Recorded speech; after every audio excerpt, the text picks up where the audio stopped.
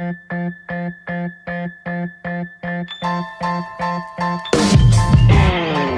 to episode 5 of Stayin Alive with me, Jesse Smith, a podcast about how to monetize your talents and stay afloat in the ever-changing ocean that is the creative arts industries. Thank you all for tuning in to this week's edition of Stayin Alive. It's been another crazy week in these unprecedented times. As a white male, I sometimes find it very difficult to know what to say, but as this podcast is my platform, I think it's my duty to have a go. And this is a statement I came up with on my Instagram this week. I'm so lucky. Maybe because I live in London, which is so diverse and so beautifully multicultural. Or maybe it's because I'm in the arts and I've been lucky enough to travel and share a stage with people from all over the world. I'm also lucky to be a millennial and let myself believe that I'm born into a generation where racism isn't really a thing anymore. I surround myself with so many wonderful, accepting, kind people that maybe I'm guilty of letting myself believe that racism is on the decline. But then I remember that I'm a white male and I'm incredibly privileged. This conversation is uncomfortable, and I'm sure a lot of people like me are struggling to put into words how they feel and where we fit into the conversation about racism. But the more I think about it, the more I'm certain this fight belongs to all of us. My outrage and sadness at the death of any black person by law enforcement and the continued systemic racism in the US and around the world is a single teardrop in the ocean. But by speaking up together, eventually we will drown the fires of racism. Black lives matter. And then this is one of my favourite quotes from Miguel de Unamuno, which is, "Fascism is cured by reading, and racism is cured by travelling."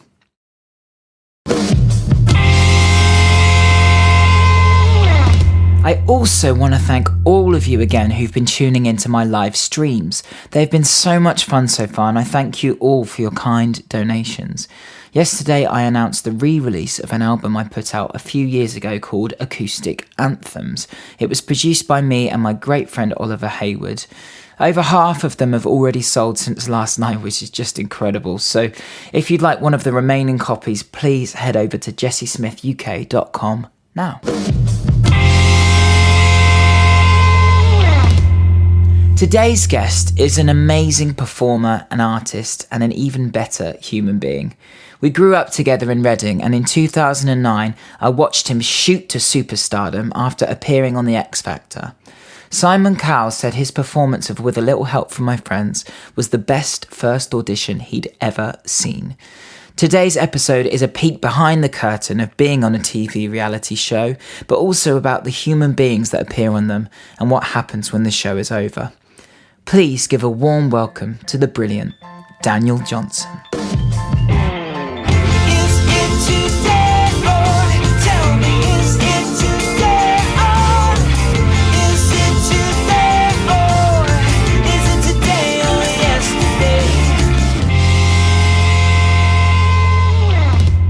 It's fun, yes. So I've run 5K nearly every single day in lockdown, and I think I've run 110 kilometers in that time. So wow, is that good for your knees?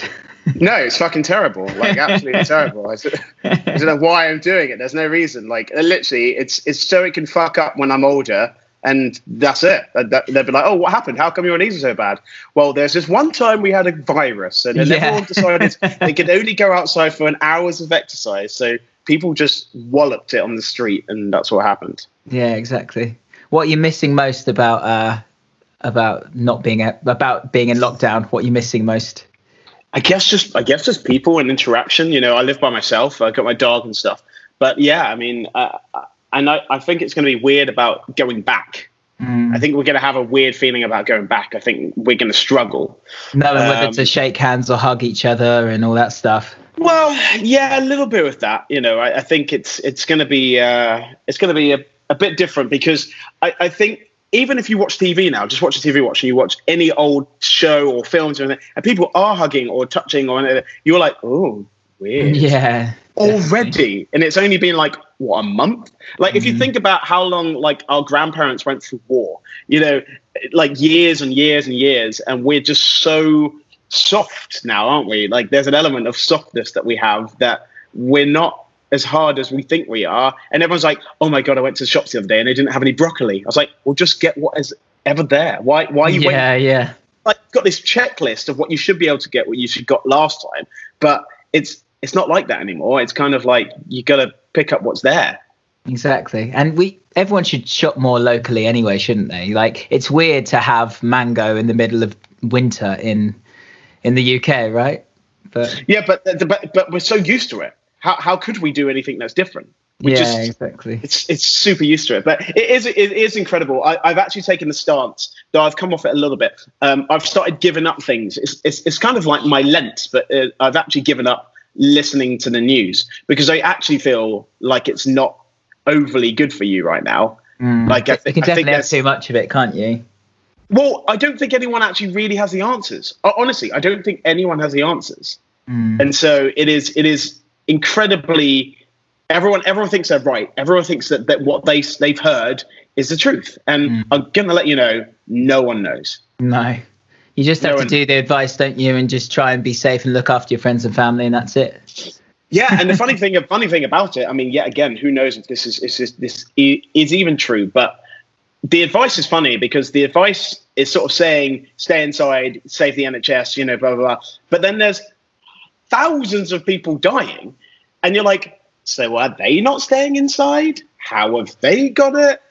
You know what I mean? Like in a sense, like there are still vulnerable people, and they're like the old people are really vulnerable. I'm like, yeah, I know. So why are they outside? You know what I mean? It's so funny that actually the best way of sort of sorting this is to protect the old people and the vulnerable people, and everyone else goes out. And if we get it, we're ill for a week or two, and majority of people will be fine. Yet again, we still don't know if that's true. We have no idea. And as soon as we say that, they'll be like, oh my God, like a 13-year-old died. And you're like, well, okay, but there's no theory. I don't know. Nobody knows today, mate. Yeah. I've said this a lot. I'm very intrigued. If we can get through this and look back in 10 years' time and go, what would we have done differently? It'd be really intriguing to see what we would have done differently, you know? Yeah, So I'm up for that. Anyway, I guess this is how all your podcasts start, isn't it, really? At the beginning, like, let's talk about coronavirus. Yeah, basically, I like to do that thing where I just hit record randomly, and then at some point I'll introduce you and say, hi, this is Danyl Johnson, everybody. He hasn't actually shut up. So well, that's brilliant for a podcast host when your guest just likes to talk. So I knew that would be fine. But, mate, seriously, thank you so much for doing this. And the whole point of doing this podcast is to try and give people some sort of inside scope into what it's like to be an artist, how to survive as an artist. The podcast is called Stayin Alive, and how to maintain that over many years. And you've got a pretty incredible story, really, looking back. And so, yeah, I guess the first question is, most people will have seen you, obviously, on TV that first time back in 2009. What happened before then? Up until that point, who was Danyl Johnson before then? And what kind of gigging were you doing? What kind of a musician and performer were you then, before any of that happened? I mean, I was just a lover of music, you know, and I've known you for such a long time. And I started very young writing little poems, like little songs. And I didn't really sing them because I couldn't really sing. And people would say that still now, but like I wanted to sort of express myself in a weird way. But I'd sort of go downstairs and I'd write a little poem called like "I love you" or something stupid, and then I carried on doing it. And then I sort of met friends who were musicians and stuff like that, and they're like, "Oh, you should sing." And it wasn't until I moved to Reading until I was about 14. And sort of music was really important to me. And I had some of the worst tastes in music. Like for you're probably liking Led Zeppelin and the Beatles and stuff like that. I was liking like Wigfield and, you know, and Baby D and like the weirdest stuff. But then also was brought up on The Police and Michael Jackson and Janet Jackson and all this kind of old soul music that my parents used to listen to, and we had vinyl in the house, which we weren't allowed to touch, of course. But and then it kind of moved a little bit forward. And I remember going to a theatre company, which, funny enough, we may know each other from. Yeah. And I think that was kind of the turning point, because I don't think I'd been in a room with so many talented people my entire life that I actually wasn't talented anymore. You know what I mean? That there was this next step that I thought, oh, I'm all right. I can do this a little bit. And then I've stepped into a room with people, that have just gone on and done some great things. And I was like, I need to step up my game. And that was one of the things that I just thought, we take it for granted that we have music in us and we have that energy of sort of performing. And then we forget that so many other people have that as well. Oh, totally. Yeah. So many other people, from you going into, what you do now and going into West End and all that stuff beforehand, you're like, can we swear on here? Are we allowed to swear? Yeah, of course. Yeah. Oh shit. Am I talented? Can I do this? And I think actually what you need to define, and I think the most important thing to find, is just you being okay with you. Totally, I think that's super important, that you don't need to be, we're like our worst critic. Someone told me that if you met anyone that it was as mean about you as you are to yourself, you wouldn't have them anywhere near you. They wouldn't be your friend. They wouldn't be anyone close to you, but you walk around with that person every day and you're so harsh to yourself. You need to be, maybe not be your own friend, but you need to step off a little bit, and not be too hard on yourself. I think especially when it comes to being creative, because there's the old saying, which is like the creative process is like, I'm writing this, I love it. It's like, I like this, I love this. This is the best thing I've ever done. I'm not sure about this. I'm never going to play this to anyone ever. I hate this. Yeah. I'm going to throw it in the bin. And that's as a creator, that's what you do. You're always criticizing yourself, aren't you?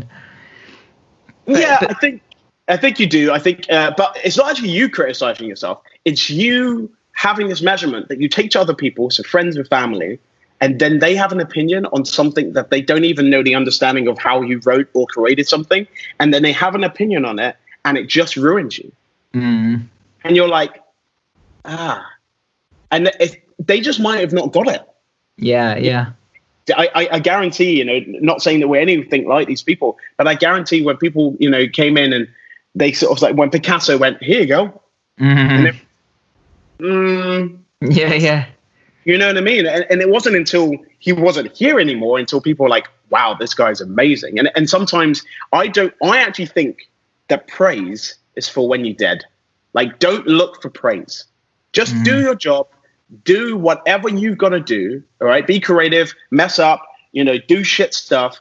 But praise is for when you're dead, not for when you're alive. And if you look for it, you stop being an authentic version of yourself. God, that's deep. Sorry. I think if you look at all the best artists, though, they're always kind of the ones that are striving to move forward, aren't they? The David Bowies of this world. And, they're always reinventing themselves, and they weren't dwelling in the past, like you're saying. So anyway, you mentioned briefly about, you didn't name it, but you were talking about Star Maker, which is a theatre company based in Reading, that we both went to when we were kids. It was kind of an amazing thing, right? I just want to talk about it because we were both in it, and it was it wasn't a professional thing. It was like a Wednesday night, Friday night, and Sundays during the day, and you would rehearse. You didn't learn per se, did we? We didn't have classes, but we would rehearse for a show. Do you look back on those days fondly with all us guys? And there were some great people that around us at that time. The funny thing about it, like I've got like new people that come into my life, and when they go, oh, how do you know this person? I'd be like, from Star Maker. I'm like, okay, yeah. What about that person? From Star Maker. What about that person? Yes, also from Star. Like, all these people are literally still in my life. Some of them related to me now, but there's and it was just incredible place. It was like our youth club, exactly. We're there every Wednesday from like 7:30 till 10, Friday 7:30 till 10, and like all day Sunday, rehearsing, and then we put on these shows for 4 or 5 nights, at a theatre. And I do remember going to when I actually went to drama school. I was like, yeah, shit, I know fucking nothing.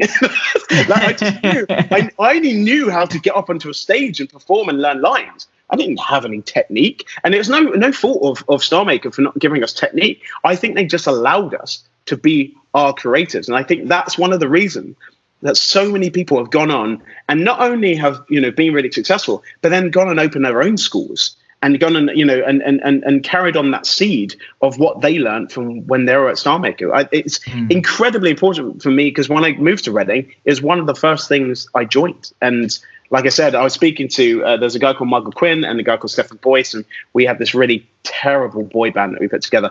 And we still talk about it now. I mean, it was like 22 years ago. It's mental, but you know, it's and we have all these memories. And obviously, you came a little later, and you know, we saw the next generation of talent. And look at you kick on. It's amazing.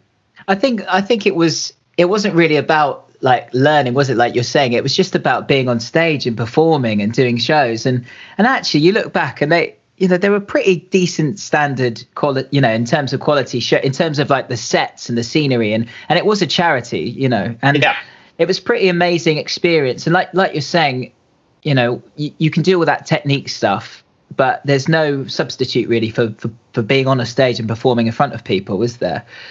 You know, it's like I know so many bedroom guitarists who've never done a gig in their life, you know. So. Yeah, and it's really true, and you can get sort of slightly inside your head. And I just felt like it was the best way to be thrown into the deep end. And yes, technique is important. It totally is. But feel is like the most important thing. And I think I've always struggled being broken down. I've always hated that reconstruction of you have to break me and then rebuild me. And that's what I had when I went to, you know, to drama school. And I felt like, wait a minute, I don't think you give a shit who I am. I don't think you care who I am. You're trying to just make me like how to be successful in this industry and not as individuals. And that is fair. I just may have gone to the wrong place. I might have gone to the wrong school, you know. So where did you train? So I went to Arts Ed, and I only lasted a year because it really wasn't for me. It was amazing and some lovely people. But someone asked me, and I spoke to someone the other day I hadn't spoken to for a very long time, and they had a bit of sad news. And they said to me, like, did you enjoy your time? And I said, I did. But all of my friends were from Star Maker, and they still are. And he said, who do you still speak to from uni? I was like, no one. Because I already made my friends. I already, like, people come and go, and that's fine. And I've made some great new friends lately, you know, but that foundation of that creative hub, it was just a bubble. That's what it was. Star Maker was this huge bubble, and we lived inside it, and we were there for, you know, a number of years. Did we do a show together? Did you do Children of Eden? I wasn't in Children of Eden. I remember watching it. I think I was in Star Maker at the time, but I think I was just too young to do that one. But that's where I remember seeing you for the first time, really, because you played Kane, right? Yeah. And you had to sing that brilliant song, Lost in the Wilderness. I remember thinking, this guy's great, you know, because obviously I was about 10 or 11, you know, looking up to you guys, you know, it was cool. Yeah, I mean, yeah, just a weird time. And, you know, we're doing this little project later on in the year. All of us have got back together. So there's a guy called Stuart, there's a guy called Ben, there's a guy called Harry, there's a guy called Tom, Scott, and we've all come back together to do this charity sort of gig. And then literally, I think all of us were in Children of Eden. Yeah, that's amazing.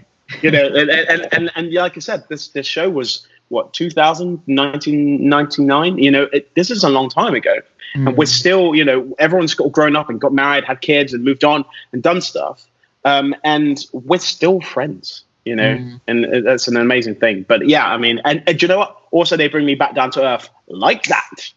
Yeah, definitely. That's every time. Do you know what? This is really funny. So I seem like I'm talking about this gig all the time because it's the biggest gig I've ever done. But the biggest gig I ever did was this stadium show in Germany with this film thing I was doing called Götterdämmerung. And first thing I did, mate, was walk out onto the stage in front of all those people. And I didn't quite fall on my face, but I just tripped up on the monitor. My foot just caught the wedge. And I nearly went, you know, when you sort of, your foot goes, but you don't go. And in that exact moment, I just remembered that I was just a bell end from Reading and everything was fine. And the gig went really well, you know, and Yeah, and I think you have to have. There's nothing worse than people that have never been told to shut up or never been told that they're shit, because you need that kind of grounding of normality, don't you? You do. It's so important. And even if it hurts a little bit, that's good, because it's actually keeping you a little bit grounded. Because if you get above your station, which, by the way, we all probably have, there's all elements where we're like, hello, look at this, done really well. And then you're like that, the element of you nearly falling over in a show, actually, that makes that show even more important to your life, because it created a moment that just made you think, what am I worried about? Let's just go and do it. Have fun. I'm just that normal kid from Reading. And, it is important. Those moments are super important, because if it goes smoothly, it's boring. It was just one of those perfect moments, because I was, I don't know if you know Henry Rollins, but Henry Rollins is a really famous punk guy, and he was in a band called Black Flag. And he's an amazing orator and whatever. He was on tour with us, and he's this sort of real powerful figure. He's been in loads of movies and stuff, and he was stood there really calm at the side of the stage, and I was pacing up and down the back like a boxer about to go into the ring, just because I was so nervous and so pumped up. And then the first thing I did was almost fall over, sort of half fall over and in that moment I just totally relaxed. So just going back to your uni briefly, do you think there's any one thing that why it wasn't for you, or why you didn't agree with it, or it didn't agree with you, I should say? One of my main things, and I've looked back on it many times, is when you get into this industry, if you're going to be a singer, you dancer, actor, you can be an artist, whatever you do, okay, I also feel, and it's so true, it's such a parent thing to say, I also think you should have a little bit of a backup. But the backup doesn't have to be you got to go and work in insurance. It could be you go and learn how to cut hair, or you go and learn how to do sports massage, or you go and learn to go and do something in that industry that if anything stops, like it is right now, there's elements of stuff. Even if you couldn't go outside and cut anyone's hair, you probably could cut your partner's hair, or the element of that. But I felt like I was worried, because I did the maths and I looked at it, and I thought, there are 45 people in my year. There's 45 people in the year above and the year above. And every single year, there's 45 people. So next year, there's going to be 45 people. Now, that's just this school. That's just these 3 years. Yeah. Wow. And I was just like, I don't know how sustainable is this. I mean, then I went on and, went into teaching as a thing that we all kind of do, because, it helps pay the bills. And there's loads of kids to teach, and loads of kids want to, be taught by people who've done stuff, which is, really inspiring. I got inspired by so many. When we were at Star Maker, we had so many people who'd gone out, done stuff, and they taught us. Us. Who are we? You know what I mean? Like great MDs, great directors, great choreographers. They really, back in the day, really pulled out. I don't know how much they were paying these people. Yeah, not enough, I'm sure. So it's almost that thing of kind of looking around and knowing that, out of all the colleges, there's 45 people from every college, and they're all going for those same sort of few parts in the West End. Was that it, or? Yeah, a little bit. And I didn't see where my life was going to go past the age of 35. I was just like, if it's hard now, it's going to get harder. And I was just like, is that the world I want to be in? Does that make me happy? And I knew it didn't. And I wanted to be more creative. I didn't want to do someone else's work. I didn't want to sing someone else's songs. I wanted to write and do my own. Now, did that work out? And we'll get onto this later. Did that work out in the end? No. But I tried, and I did stuff, and I achieved stuff, and I'm super happy of everything that happened, even if it worked or people heard it or not. I've got these stories to tell, and that's super important. And everyone who goes, and so many people do so well from my year, from when I went to stage school, but like I think I just felt like it wasn't for me, and because of that, I didn't work hard enough, and that is one of the things. And because I didn't work hard enough, I fell back, and because I just wasn't happy being there, and I was just like, this is not for me. And it wasn't until a long time later that I found like, oh, okay, this is what I want to do. And I still speak to some of those teachers, and they didn't feel upset. Well, they're a bit upset when I left, to be honest. But like now, they're just proud. You know what I mean? They're like, oh, that's what you're supposed to do. And I think it's a parent thing, isn't it? You know, when your kid's doing wheelies up and down, you know, the road, and you're like, what are you doing that for? Get off! You're gonna hurt yourself. You know, all that stuff. And then 5-10 years later, they're performing in championships because of their techniques they learned when they were 10, 11, 12. You got to sometimes you've got to see when people have got a passion for something and you push them towards that. If you push them to their insecurities and break them down too much, it's never great. You know what I mean? And for me, that I'm an arm around the shoulder kind of person. I play football. I coach football. You know, I'm a person to tell you all the things you're doing well and maybe one thing to work on. And the thing is, everybody has their own path as well, and the body has its way of you know, your stressors telling you that you're not in the right situation. You know, and I'm sure at the time, like you said, you weren't working hard enough, but I'm sure that was kind of that was your body telling you maybe this isn't for you. You know, maybe you should go and try something else. And then so you started teaching at that point. Is that right? Yeah, sort of. So weirdly enough, I left, and my friend, I was working at Gap part-time in Chiswick, and my friend was just like, hey, do you want to go and stay at my sister's place? I was like, oh, okay, where? She's like, in New York. I was like, oh, okay. So I was like 21, and I was just like, okay. So we went over to New York, and we were there for a little while, and then I was just like, I really want to just be creative and do music while I can. I'm 21, so like, how long do I have left to be creative in this way? So, you know, and like I said, my music taste was just shocking. So I was very highly influenced by boy bands back in the day. And so I'd learned all the dance routines to everything. And I came back from New York with this kind of like, look, I'm going to go and audition for some stuff. So used to get the Stage newspaper and look at the back and like go to all these auditions in London. And I thought like, oh, I'm in London. This is going to be amazing. And then weirdly enough, I did get into pretty much every band that I auditioned for, which is very weird. Apart from one, which is actually, I don't think they won. Maybe they did go on to do something. Yeah, they were called Most Wanted, and I think they were called The Wanted in the end, but it wasn't the same band. It was an idea that happened maybe 5-6 years beforehand when The Wanted came out. But I just wanted to do music, and then obviously that doesn't pay the bills. And what does pay the bills is someone going, hey, do you want to come and help out my stage school? And Star Maker did that with their summer schools a couple of times. And then a wonderful lady called Sammy from Faye said, I'm setting up this stage school.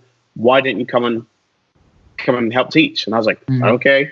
And sort of learned on the job, really.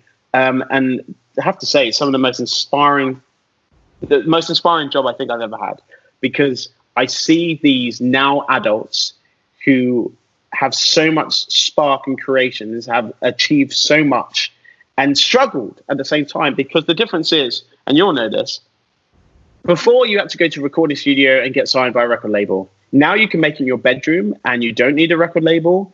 It's easier, but it's harder because everyone's doing it. I think even just doing this, there's 1 million podcasts. Yeah. You know what I mean? It's saturated, you know what I mean? Well, so it's really hard to cut through. 1,000,001 now. 1,000,001. Come on. We'll just start counting from now. So there's just one now. Hey, glass of wine. And so, yeah, so teaching was just amazing. And it kind of led me. There's a guy called Sam Chapman, and I remember teaching him, and he's gone on to do some really great stuff. And he said, "You should do X Factor." And I was just like, "It's not for me." You know, it wasn't. I didn't agree with the show. I actually didn't think I was good enough for the show. You know, and when I watched like Leona Lewis, and I think, and I saw clips of Alexandra Burke and stuff like doing that stuff, I was like, I'm not really into that. But he was like, "No, you should really do it." And then that kind of gave me the impetus to go and do it.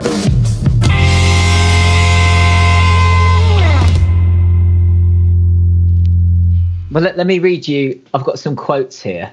I want to read these out to you. So, Danny Minogue, it's the perfect audition. Louis, I thank God that you came in today. Cheryl, you're a natural born performer, and I'd take you in my category right now. Simon Cowell, that was single-handedly the best first audition that I've ever heard. Where'd you go from there, Dan? Well, down is a great part. I don't know if you actually watched the show, but yeah, I mean, what incredible things to be said. It's so funny. I don't equate that person on that stage in that audition as me. Like, I don't identify. It's not that it's not like a separation. I just feel like I'm living out my body. It's a bit like watching old videos of yourself, and you're like, oh, I remember watching that. I don't know if I remember doing that, but I remember watching that. And so when you're getting these comments, I'd been there. I was there with my sister, with Mac, and my brother-in-law, and a girl called Jess. And I remember we sat there for like 9 hours. And I walked up to someone, I think we're in hour 6 or 7. And I said, hey, I haven't been seen yet. Have I been missed? And they were like, oh, are you still here? And I was like, oh, okay, do it. Yeah, we'll just put you towards the end. I was like, okay. And I say a lovely story. This is a really horrible story, but I remember this. I was just about to go on, and this guy was singing "Beautiful" by Christina Aguilera, and he was like one bar out. So the music was playing, but he was kind of behind, and it's just terrible. And this girl, she was lost. She was very pretty, and she was like, I'm so scared. And I was like, look, you're lost. And apparently today's been terrible, so don't worry about it. You're going to be great. She's like, I'm just really nervous. I said, what are you singing? And she told me what she was singing. I have no idea what it was. And I was like, you'll be great. You'll be so good. And they're like, Danyl? I was like, okay, well, good luck. And she went, okay, no problem. And so I went onto stage, and then that audition happened. And when I walked off stage, she was stood there, and she was like, what the fuck? Honestly, I swear the judges got up and just left. I don't know if she even auditioned. I have no idea what happened. It was like it was the end of the day after that. And I remember having to do my interviews because they hadn't interviewed me at all. So I had to do all of my interviews like I hadn't done my audition. And I was a mess. I hadn't eaten. My mind was all over the place. I didn't know what just happened. And so I remember sort of saying, I can't do this right now. Like, I physically couldn't. There was no words coming out of my mouth, which is really rare for me. And and yeah, so we had to go back and reshoot at, where was it? Boot camp. At the end of boot camp, I had to wear the same clothes and reshoot like it was the beginning of the auditions because I couldn't do it. Right. I am still terrible at those things as well. Like, I'm very bad at them. But I think it's fair to say as well, like, in 2009, it was kind of, X Factor was, no offense to anyone who's doing it now, but it was very culturally relevant at the time. It was in its peak, and it was it was in all the newspapers, and you know it really was a big deal back then.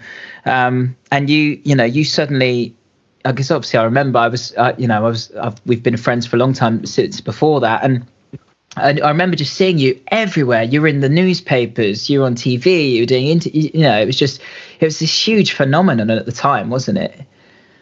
It was crazy. And I always go back to when X Factor was hitting this way, because the reason why X Factor was so big is because it came off the back of Alexandra Burke and Beyonce, right? So Beyonce did the final on the season before, and that just exploded. So I know that 250,000 people auditioned for X Factor for 2009. And wow, which is incredible amount of people there, because I think it just sparked so many people. It also was the first year of the live auditions, which didn't start and they reshot. It also was the first year of having a Sunday show. It used to be only Saturday. And the results would be after the news or something like that, and then we were doing 4 shows, because we had the Saturday show, then the Extra Factor Saturday show, then the Sunday show, then the Extra Factor Sunday show. Like, it was huge. And I remember just being at Centre Parks with friends, and the audition was coming on. And I remember a couple of days before, it's in the newspaper on Thursday and Friday, and a couple of people were like, "Oh, are you the guy?" And I was like, "Hi." And then the next day after the audition, so on the Sunday morning, there was like 10 to 15 people outside our chalet. Wow. And in that moment, life had changed forever. Like, I felt like I was now really responsible for my actions. Like, I'm quite, I love going to the cinema. And normally if I go to the cinema, this is so off piece, but I normally go to the cinema, and if someone's talking, I'm like, will you shut the fuck up? Right? Now, this is what I do. I will turn to my friend and I'll be like, do you mind if we move? You know what I mean? Because I won't be hostile anymore, because they were like, wait a minute, this guy that I know just told me to shut them. Yeah. So it is quite funny. And then obviously that show was hugely up and down. And I always say one piece of advice that I always say about when you do any of these things: smile more. It is not real. Just enjoy it. Even in the most stressful moments. I know you've done live TV and stuff like that. It is stressful, and there's a lot of people saying stuff to you and getting in your ear or changing your song or changing the tone or whatever they want to do, right?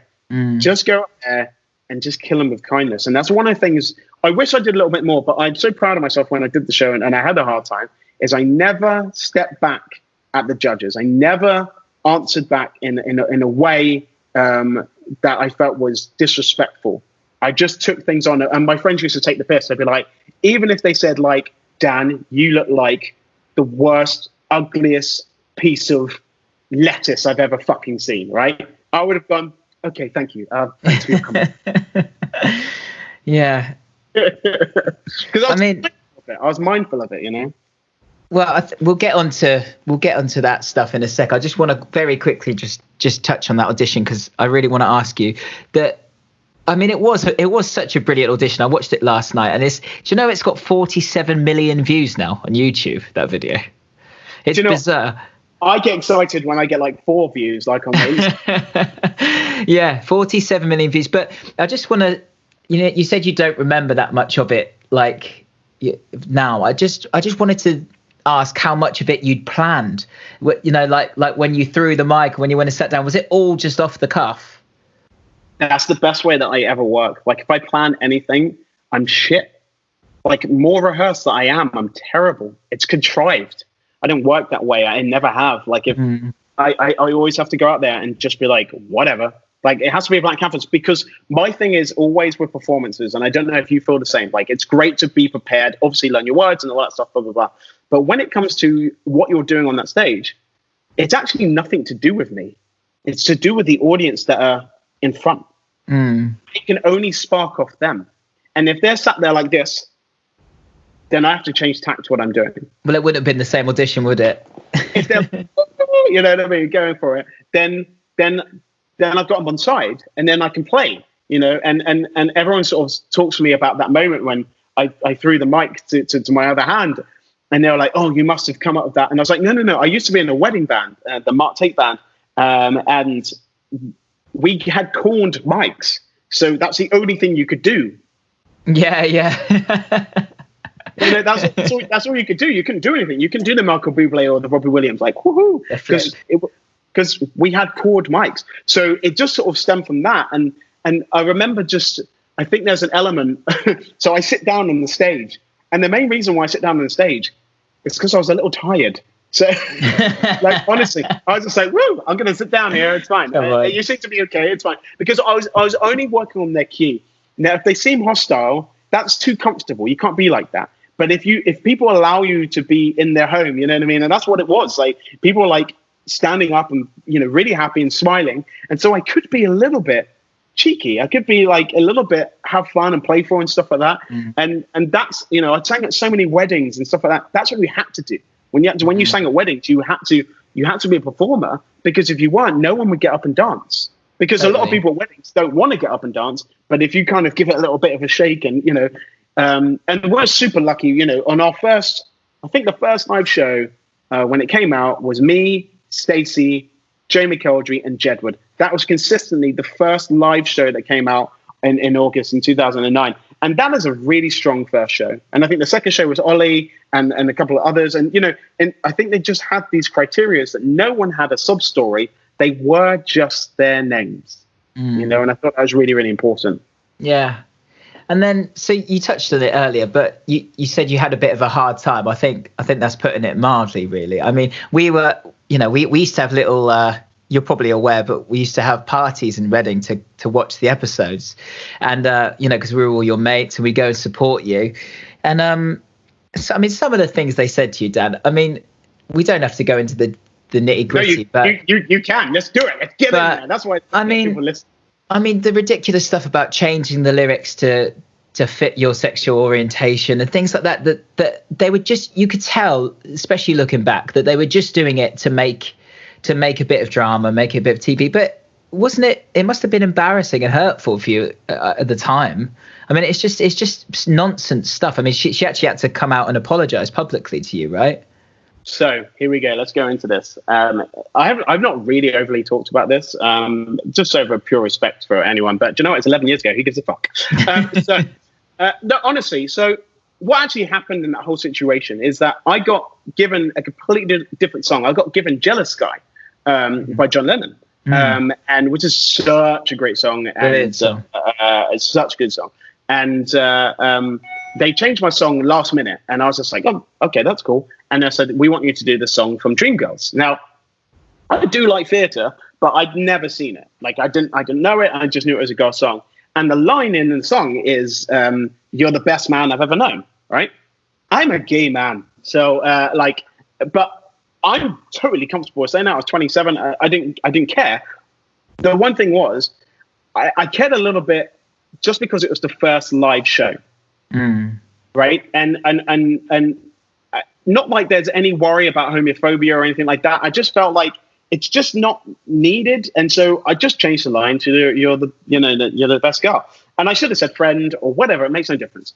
And I remember saying to Danny's makeup artist or assistant that, so I was like, "Oh, should I do it?" And he's like, "You should totally do it." I was like, "I'm not going to do it." And I think it kind of stemmed a conversation between Danny and her PA or assistant, and then just having a conversation. I think she thought it was going to be funny because if you watch back the clip, she is asked what she said again. And I tell you what, imagine you said a really horrible word, right? And they said, "What did you say? Are you going to say that word again?" Exactly the same. You're not going to do it because you're going to know that people are upset with you. But she said exactly the same because she thought it was going to be funny. Now, Simon went apoplectic. He went mental. It was crazy. And he was really upset. At her? At her, yeah. And it's funny because everyone jumps on Danny. But if you rewatch the comments after that first live show, Louis and Cheryl's comments are much worse. But she gets it because there's an element of the people think she's being homophobic, and she wasn't. She was trying to be funny, and it didn't work. It just fell flat. And we've all done that, haven't we? Yeah. Tell me about it. It's crazy. And so, but what happened that evening, and it probably saved her job, right? What happened that evening is Stephen Gately from Boyzone died. Oh, right. So the next day, Louis was not there. So the whole situation of that conversation that went on, I think at the point, for about 5, 6, 7 years, it was the most complained about thing that happened on TV ever. Was it? Yeah. But so, I don't know, obviously, I've got slightly blurred memories of it now, but was that kind of the spark that lit off sort of a bit of a national attack on you in general? No, was that something else? No, so I think what happened with that situation is that, one, people don't like anyone that they that someone else has already said this person's good, right? We don't really like that person. It's a bit like Manchester United just outing you, supporting them. But they are good. People we'll never know. We'll never know. But people don't like Man United just because Man United are Man United. People don't like Michael Bublé just because Michael Bublé owns Christmas. He doesn't. He put one Christmas album out and people play it, but everyone's like, "Oh, I hate Michael Bublé." It's this weird thing. And so it wasn't a thing that everyone sort of had this idea. I think that they hadn't chose me. You know what I mean? And I think we like to see someone who grows into their part instead of already being that thing. And when that happened, when the actual show finished, I felt so much better when the show finished because, one, it was over, but secondly, I saw the voting figures. Yeah. And the voting figures were so humbling because that first live show, I won by a huge percentage. And then it dropped off in the next couple of shows. Then I won like show 4. I was in the bottom 3, show 2, show 3, and then I won show 4, and now I sang in Purple Rain. And I think I got double the amount of votes to the person who got the second highest amount of votes. Like, it was ridiculous. And then, or maybe Purple Rain's afterwards, or Don't Want to Miss a Thing. There's loads of stuff that happened. And I won 3 of the shows, of the 10 shows that I was in. And Joe McElderry won 4, Stacey won 2, and Rachel won 1. You know, it was really weird. And I think what actually happened is the public didn't have this view. It was just the press did. Mm. And so you can't win against that. And so I wouldn't give them 2 stories. I would just not say anything. Mm. And they'll go after everyone. You must have been contacted, and friends and family and all that stuff were contacted. And, you know, yeah, it's bizarre. I mean, I remember actually, now you've said that, I'd forgotten this, but I remember, because how old would I have been then, Dan? If you were 27 at the time, right? 27. You're probably, yeah. So how old are you? 20? 19? Yeah. Yeah, something like that. So I'd have been in my, I remember specifically being in my car and having a phone call from a withheld number from a journalist asking for an interview about you. I mean, that's how big it was. And I mean, we're good friends, but it's not like we lived together or we were like really, really, really best friends. You know, we were just good mates, weren't we? How fucking dare you, mate? To be honest, I'll come and move in with you. Me and Bayer will pack our bags right now. I love your flat. Go on, let's go. But yeah, do you know what I mean? They must have been contacting everyone that was even in your orbit, you know. So it's mad, just to put it into perspective. How was that? Because you were doing all these events, and I'm assuming earning good money at the time, and turning up and just being a public figure, you know. And there was, I mean, what was that like? What was that level of fame like? Because you were really thrust into it, weren't you? Yeah, do you know what? The nicest thing about it is I had the humbling of my friends, and I remember the first thing I did, and you were there, the first thing I did when I got kicked out of that show, I done all of my press on Monday, and then I went and played five-a-side football with you and the guys. Yeah. That's the first thing I did, because that's what I want to be. That was I didn't think, oh yeah, I made it, I'm all this person. You know what I mean? Like, I'm a commodity. Like, I'm only the beck and call of the people that want me. And, you know, yeah, we played loads of shows and we did some amazing things, and we went on the X Factor tour. It's one of the favorite things I've ever done in my entire life, because to audition at the O2 and then for 1 year later to play 4 shows sold out at the O2 is ridiculous. Like, absolutely ridiculous. And did you guys all get on really well, that touring company? So it was all the people that were on the show. Did you all get on? Yeah. So it was the top 8. So it was Lucy Jones, who's smashing it and doing amazing as well. It was Jamie Afro. It was Jedward. It was Lloyd. It was myself. It was Stacey. It was Ollie, and it was Joe. And we all got on. There was like little tiny niggly things, like there would be always. But actually, for us to be as hothouse as we were for 3 months continuously on tour, there was no jealousy, because I think what happened is everyone was their place. Mm-hmm. Joe had won. Ollie had came second, and so on and so on. And so there was you didn't have to, you know, the audience were there for whoever wanted to entertain them. They didn't care. Sure. You know what I mean? Like, Jedward got as much screens as Ollie did. You know what I mean? Yeah. So it was an incredible time. And I think when we got to, you know, sing, when I got to sing with a little help from my friends, it was one of my favorite moments. And I sat down. This is such a weird story. I sat down at rehearsals, and they were like, "So what happens is Dan finishes Man in the Mirror. He comes down the stairs, and then a piano will appear, and he sits down and he plays the first part of A Little Help from My Friends." I was like, I don't play piano." They're like, "Oh, okay. We'll figure something out." I was like, "Cool." So anyway, came to the show, first live show, walked down, piano, rehearsal, and they're like, "Go on in." I was like, "I can't." They're like, "Just pretend." So I lied to 500,000 people I saw about playing piano that I still can't play. But halfway through the song, for some reason, the piano carried on playing, but I got up.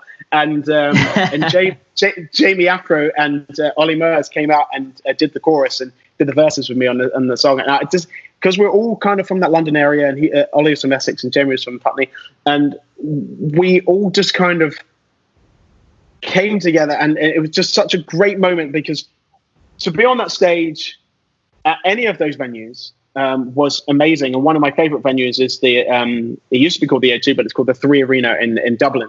And it just, I remember singing I've Got a Feeling, and we knew it was going to be a good night because we had the mics and we went, I got a feeling. And we put the mics out and went, ooh. The whole place just erupted singing back to us.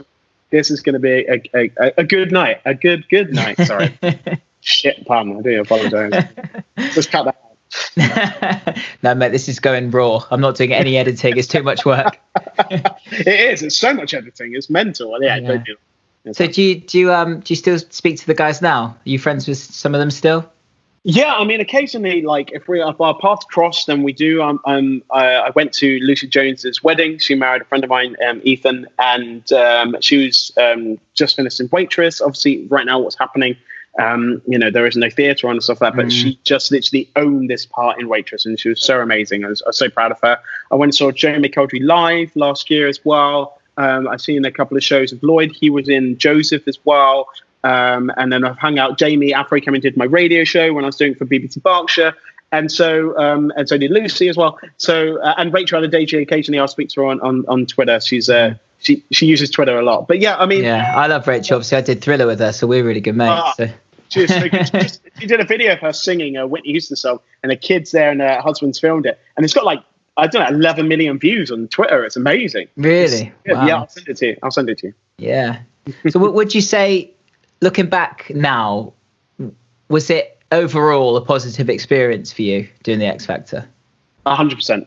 I would not have achieved or have what I have now, or learnt what I have learnt without it. I mean, would I do it again? Yeah, I'd do it differently, and I'd smile more, and but it is a hard thing, and I probably would have been better with my money. Actually, I think that's another weird thing that happens is that when you do things like this, you do make money, but I think you don't realize that so does everyone else around you. So everyone who is your agent, your manager, your tour manager, even sometimes your friends, or you're spending a lot of money, and then you've got to remember you got a tax bill. And I remember my first tax bill after doing the show. And remember, I was just a humble teacher.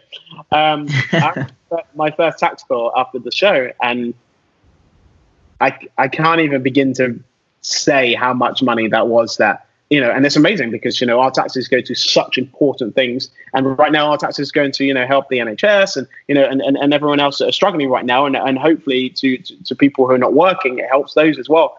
But it is a weird thing when you go from not making any money to making some money, and then you're like, whoa, I don't know what to do with this. Like, I don't know what to do with this. And I spent renting places, and I know people rented places in London and stuff like that. And if we just collated together and just like bought like a couple of apartments somewhere, like 4 or 5 of us, we would have smashed it, but we had no idea what we were doing. And I think that was one of the things that, if I could do it again, I'd probably do that better. No, nobody's good with their money when they're 27, though, really, are they?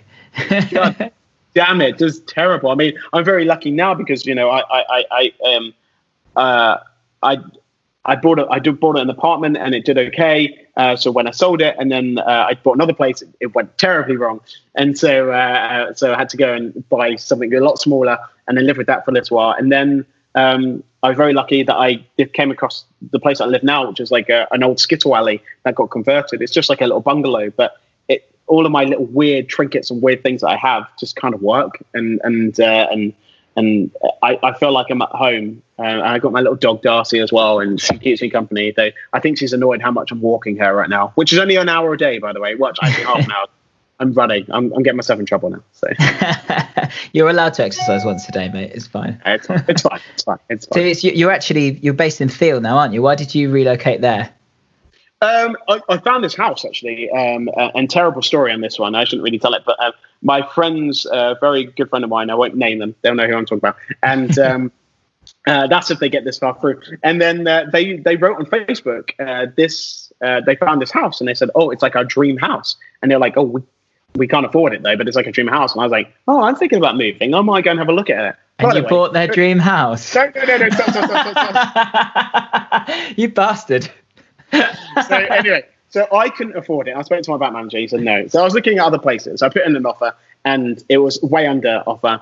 And I still couldn't afford it then. And then he said, look, yeah, you can have it. I was like, what? And then he changed his mind. And then 4 months later, he came back and I still hadn't found a place. And he said, you can have it for the original price. So I did buy it. Even worse, right? Then I invited my friends round for dinner. Look what you could have had. But you know, they've gone on and bought somewhere really lovely and stuff like that, and you know, and I think they're really happy. So Theo's a great place. It's great for people walking dogs. It's a sense of community, and especially right now, and everyone knows everyone. I was speaking to this wonderful lady called Mary. She walked past my house the other day when I was just doing some gardening out in the front, and she was like 95. She was dressed up to the nines. She looked amazing. And she just stopped, social distancing, but she stopped just by my house and she was just like, hey, this used to be a skittle alley. And I said, oh yeah. She went, I don't want to be rude or anything, but I've been in your house. And I was just like, oh really? She's like, yes, I used to go down to the alley all the time. And I tell you what, the funny thing about Theo for me is there was this wonderful band that I grew up with called The Goats. And I was introduced to Theo by you guys because I used to go down to the ball, which we still go down to, and we played together like last year at the end of the year. I love it.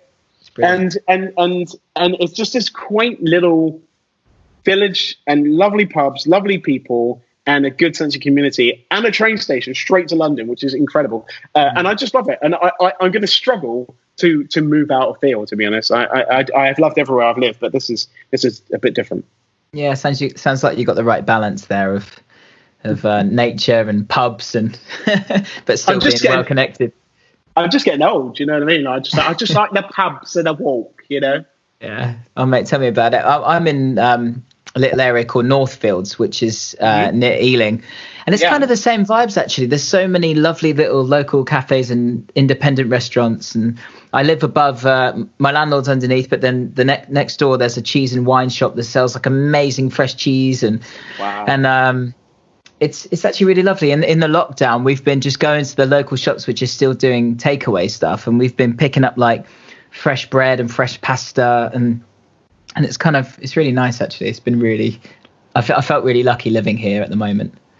Yeah, I mean, right now, I guess as being an artist, like how are you doing? Like, what's going on? I mean, my auntie and uncle have been loving your sessions that you've been doing and stuff like that. I think my auntie and my uncle donated 50 quid on your first one, so that's how much you liked it. Yeah, 50 amazing. Quid. I think that's pretty good. Yeah, you know what, Dan? Yeah, I mean, for me, the online gigs have been my savior, really. I mean, I did a podcast with Tom Longhurst actually earlier on, and we were saying, like, you don't realize sort of how many people you pick up over the years, you know, people you've met through different things, you know, whether it be the quotes or when I did Thriller or whatever, or the classic rock show that I'm doing now, and you don't realize how many people just, you know, are all over the place and can't get to a gig normally. And actually the online gigs have been so lovely and people have been so generous, and it's literally helped me pay my rent.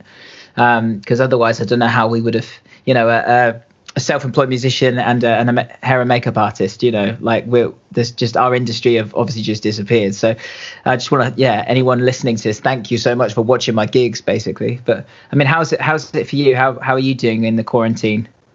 Yeah, I mean, apart from I live by myself, as I say, but apart from that and being a bit lonely, though, I've done so many quizzes. So I actually won one for the first time. So did you? So yes, so I'm very excited to be quiz master next week. Yeah, it's been okay. I'm very lucky. I work for the postcode lottery, and we still are giving out great news, and we're letting people know that they've won money in this time, and which is amazing. You know, it was just like, it's such an amazing thing to tell people that they kind of won an amount of money when they're like, what? You know what I mean? Yeah. You know, because they really need to. You know what I mean? It's, totally. It's super important for them to win money, and at this time, I think someone in Glasgow won 100 grand. You know what I mean? And it's just so important, you know, that it couldn't come at a better time, to be honest. Like it's amazing. So I'm still working at this moment, and which I'm super lucky and so grateful for. And I know a lot of people are going to be struggling, but I think everything's going to come back. Can I just say one thing? I'm going to just plug in my laptop.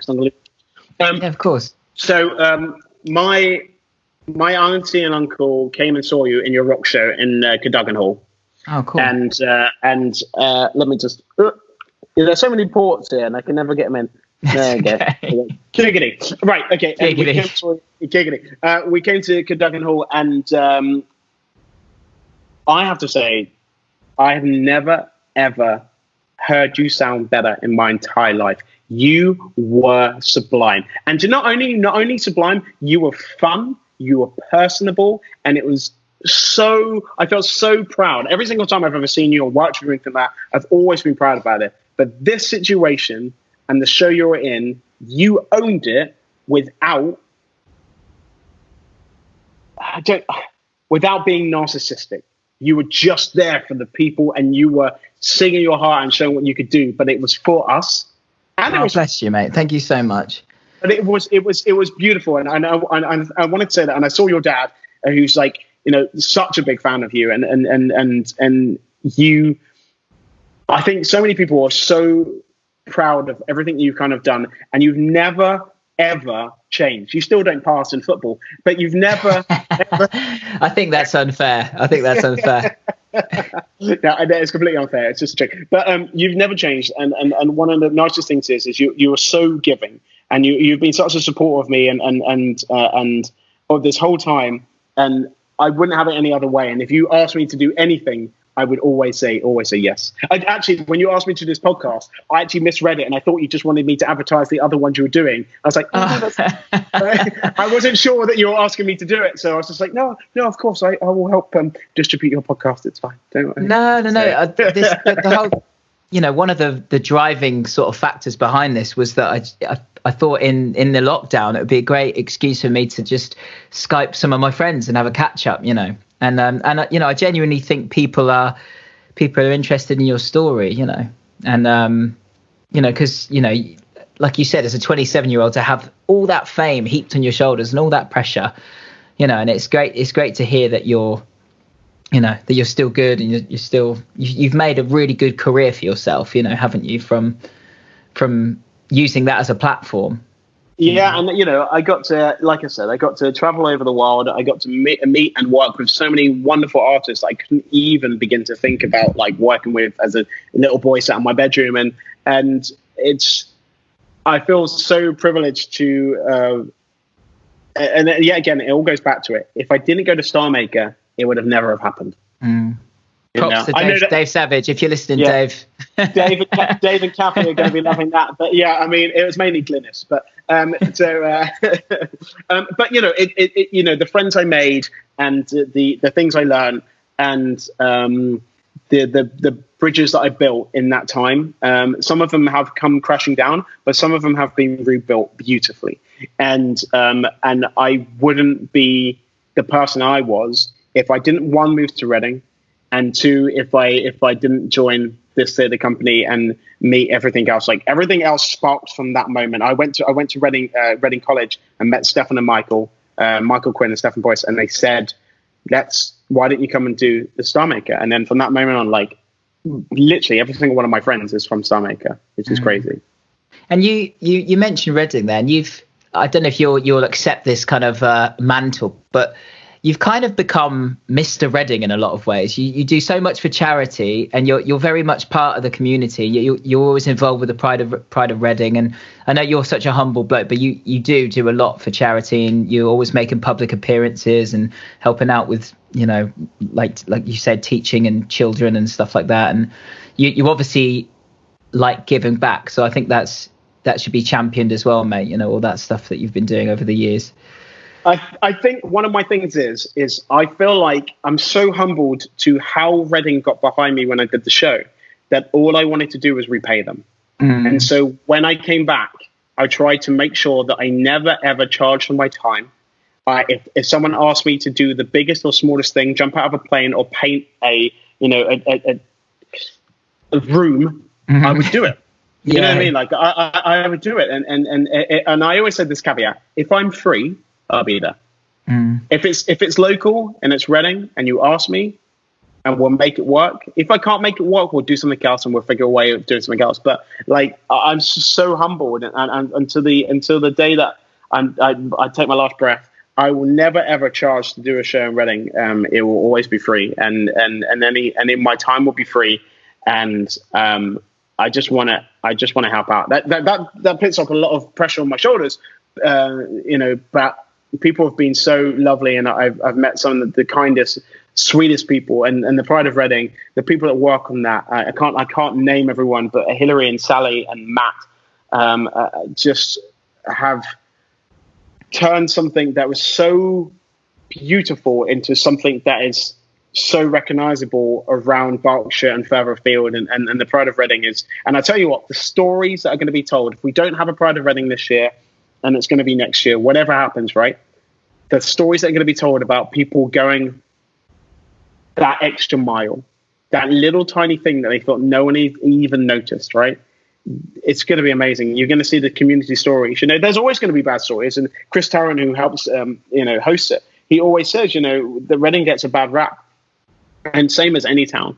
But also there's some wonderful people here, and they do some of the best stuff. And they don't scream and shout about it. They never scream and shout about it. They just do it. And those are the people I love the most. I just feel humbled every single time that I'm part of this wonderful, town and Berkshire, and I work for the radio, BBC Berkshire, stuff like that. Like if I get asked to do it, I'll do it. And that's why my mantra. So well, they're very lucky to have you, mate. Shut up.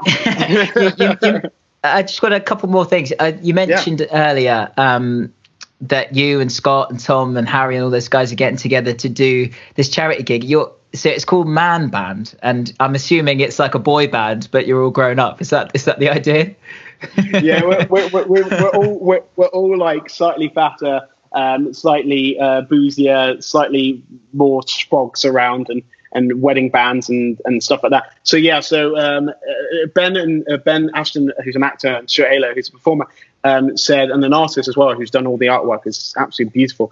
And they came up with this idea, and they said, Dan, would you be up for doing it? And I was like, of course. And Scott Jenkins, who's a choreographer, and then two vocalists, which is Tom Kinchell and Harry Goff as well. And guess what? All from Star Maker, of course. Yeah.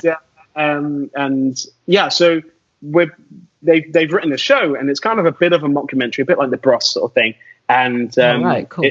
It's kind of a bit like that. We used to be a band, and we're reforming to help Ben's career.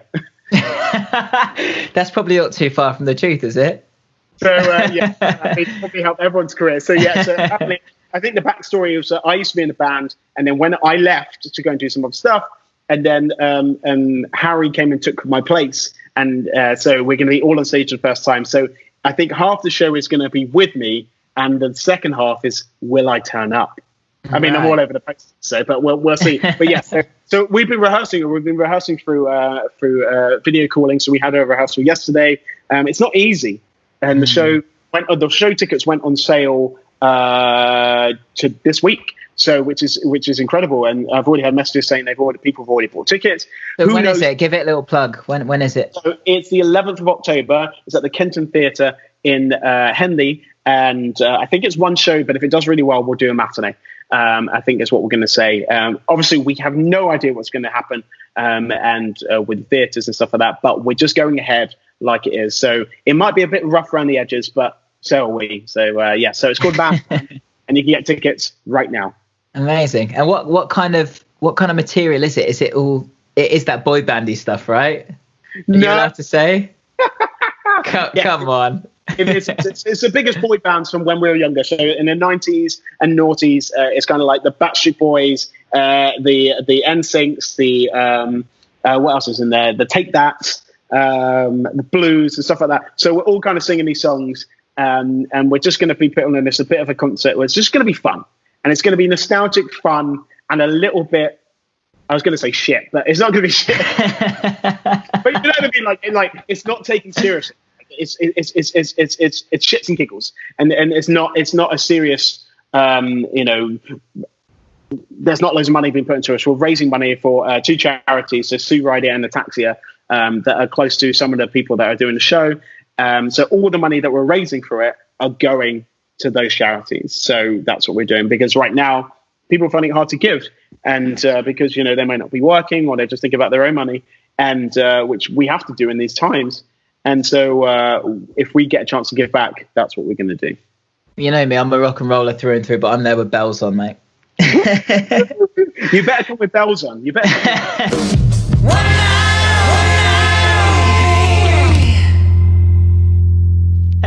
Right, Dan, I'm not gonna take up any more of your time, and I really appreciate you doing this. But there's one more thing. So everyone who's come on the podcast so far, I've asked them. You've got a choice. So you can either pick a fantasy band or a fantasy five-a-side team. I know you're a big Arsenal and Reading fan. I know you support both.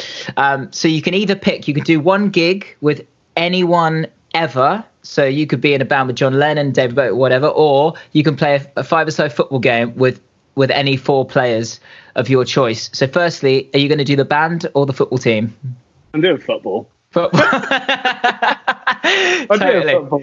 But the funny thing is about the band stuff, if I not to brag or anything like that, I've been on stage and sang and done masterclasses with incredible people. Michael, I knew you said Michael Jackson there. No, actually, let's do a quick story. Michael Jackson was supposed to be one of the mentors on our year of X Factor if he didn't die. Could you imagine? That's incredible. So we got we had to sing in front of Whitney Houston, we had to sing in front of Michael Bublé, we had to sing in front of Robert Williams, we had to sing in front of Queen, we had to there was all these people. So yeah, let's do football. Come on. Okay. So you can pick four players to be on your team with you. I'm assuming you're in goal because you play in goal. I'm definitely in goal. It's fine. That's a decent goalkeeper, by the way, everyone listening. You looked round that there was loads of people around you. Thanks. Yeah. Thanks, guys. Yeah, cool. Everyone's clapping. Okay. So can it be any players, or are you going to think defensive, midfield, and attack? Is that what you're going for? It's five-a-side, so you can pick whatever you like, mate. Okay. Alive or dead. Okay. Wow, that's good. Okay, so up front, I'm going for Ian Wright. I think he's one of those people that I'm massively inspired by. I listened to his Desert Island Discs a couple of weeks ago, and he is an emotional character who is super talented, and he has 8 children, by the way. 8 children. He just seems like the nicest bloke ever, doesn't he? Yeah. He just seems like such a great person, Ian Wright. Yeah, and he was a killer striker as well. You look at him back in his Palace days when he was really young. He was unbelievable. But him and Mark Bright and stuff up front. Anyway, so yeah, back in the day. So Ian Wright's going up front. Okay, so let's think of someone who is going to be putting through. So I don't know if I should choose all Arsenal players or I should, because that's the way it's going to go. I really like Jack Wilshere, and the thing is about Jack Wilshere is I think that he is this super talented player that just tried that tiny bit too hard, that got injured a lot because of that reason. So Jack Wheelchair, I call him. Jack Wilshere. He'd love let's tag him in there. It's fine. Okay, so you got Wilshere in the middle and Ian Wright up front. Yeah. So okay, it's really difficult because I'm trying to think of England players that I want to put in this team as well, or maybe like a Brazilian player or something like that. Oh, do you know what? It's fine. So you've got Wilshere, you've got Ian Wright. I'm going to have like a tactician on the side, so I'm going to go for a cheeky Ronaldo because you've got to. Yeah. Can you imagine? Like, he's going to play a bit like you, right? He's never going to pass. He's just going to. Do you mean Cristiano, not the Brazilian Ronaldo? Yeah, not fat Ronaldo. Yeah. Cristiano. Yeah.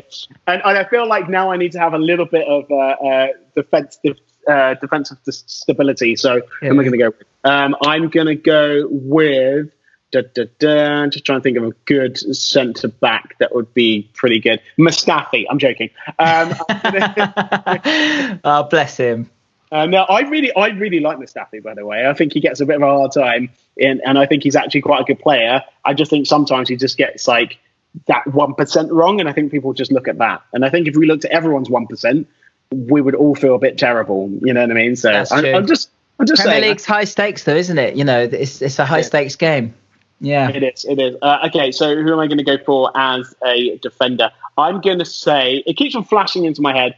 I'm going to go Tony Adams because I think he was a club legend. He liked to drink, and so you can go down the pub afterwards. I don't know if he drinks anymore, but yeah. So I'm going to go. So I did choose one person that wasn't Arsenal. So it's me and the goalie. Then we've got Tony Adams, solid in the defence. Then you've got Jack Wilshere, which is kind of holding and sort of linking there. And you've got sort of Ronaldo and Wrighty kind of just off there. And I think that would be a formidable five-a-side team.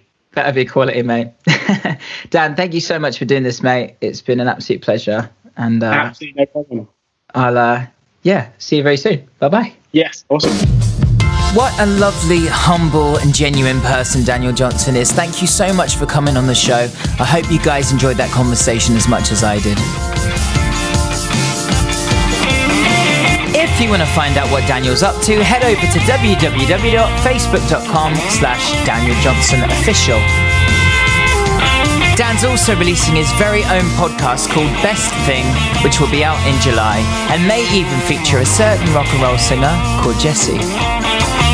Next week's guest is none other than Level 42 founder, member and songwriter Mike Lindup. He's an amazing guy and I can't wait for you to hear the chat we had. This was a Jesse Smith production. Music by Neil X, Mark Garfield and me. If you want to grab a copy of my album, you can do so at jessesmithuk.com. Another episode of Stayin Alive over. I wonder how many episodes of the pod will have been released by the time lockdown is over. Until then, stay safe, stay alive, and be nice to each other.